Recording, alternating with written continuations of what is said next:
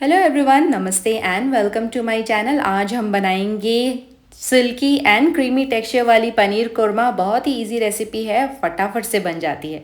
तो इस रेसिपी के लिए सबसे पहले आपको अनियन लेना है, उसे स्लाइस कर लेना है और उसके बाद इसे आपको तेल में, ज़्यादा तेल नहीं लेना है, थोड़ा ही तेल लेना है जिसमें आपका जो अनियन है अच्छी तरह से फ्राई हो जाए। और इसे कैरमलाइज करने के लिए जल्दी इसमें डालेंगे थोड़ा सा शुगर और इसे अच्छी तरह से फ्राई कर लेंगे। तो आप देखेंगे कुछ मिनटों में आपका जो अनियन है उसका कलर कुछ इस तरह से हो जाएगा।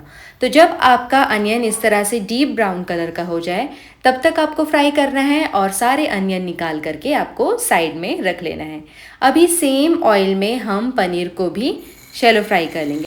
तो मैंने यहाँ पर ट्रायंगल शेप में काटा है। आप चाहे तो इसे स्क्वायर और रेक्टेंगुलर शेप में भी काट करके इसे शैलो फ्राई कर सकते हैं।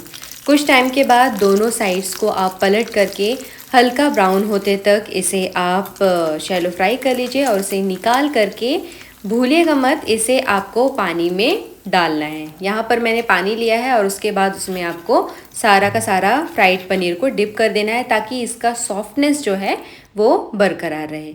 अभी इस ऑयल को हम चेंज कर लेते हैं और सेम कढ़ाई में मैं यहाँ पर ले रही हूँ घी।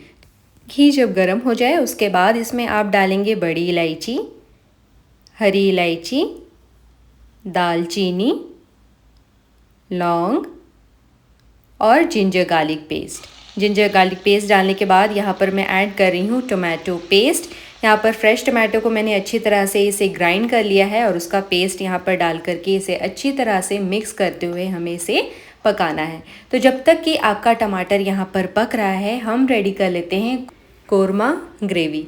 तो कोरमा ग्रेवी बनाने के लिए आपने जो रेडी करके रखा था ब्राउन अनियन उसे लेना है और ग्राइंडर में उसे डाल देना है। ग्राइंडर में डालने के बाद यहाँ पर मैं ले रही हूँ सोक किया हुआ काजू। इसे मैंने 2 घंटे के लिए सोक करके रखा था। यहाँ पर आपको स्पेसिफिकली सोक्ड काजू ही लेना है ताकि ये अच्छी तरह से ग्राइंड हो जाए। उसके बाद हम इसमें डालेंगे कर्ड। अब इसे हम ग्राइंड कर लेते हैं और ग्राइंड करने के बाद इस पेस्ट को यहाँ पर कढ़ाई में अब डाल देते हैं। तो जैसा कि आप देख रहे हैं फ्रेंड्स, यहाँ जो टमाटर है वो बहुत ही अच्छी तरह से पक चुका है क्योंकि उसका जो तेल है और जो टमाटर पेस्ट है वो अच्छी तरह से दिख रहा है, अलग दिख रहे हैं। और इस स्टेज में अब आपको ये कोरमा पेस्ट जो है आपने बनाया है वो इसमें ऐड करते हुए आपको मिक्स कर देना है अच्छी तरह से। मिक्स करने के बाद यहाँ पर हम डालेंगे कुछ मसाले, जैसे कि डालेंगे धनिया पाउडर, गरम मसाला और स्वाद अनुसार नमक। अच्छी तरह से एक और बार इसे अच्छी तरह से मिक्स कर लेंगे और उसके बाद जैसा कि आप देख रहे हैं काफ़ी गाढ़ा है ये और ये जो हमारा मसाला है वो भी ऑलमोस्ट पक चुका है। तो इस स्टेज में अब आप इसमें थोड़ा पानी डालेंगे। पानी डालने के बाद वापस से इसे आप अच्छी तरह से मिक्स कर लेंगे।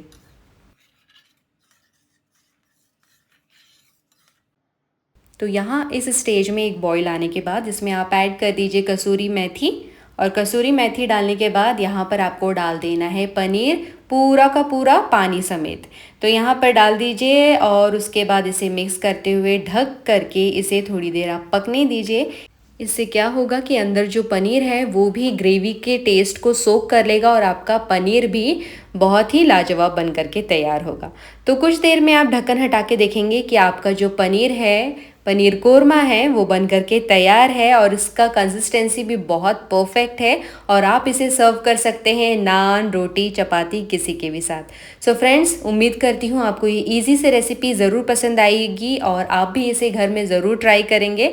तो प्लीज़ मुझे कमेंट बॉक्स में बताना ना भूलें और साथ ही साथ अगर आपको रेसिपी पसंद आ रही है तो लाइक एंड शेयर करना ना भूलें। साथ ही साथ मेरे इस चैनल को सब्सक्राइब करें। Thank you so much for watching friends.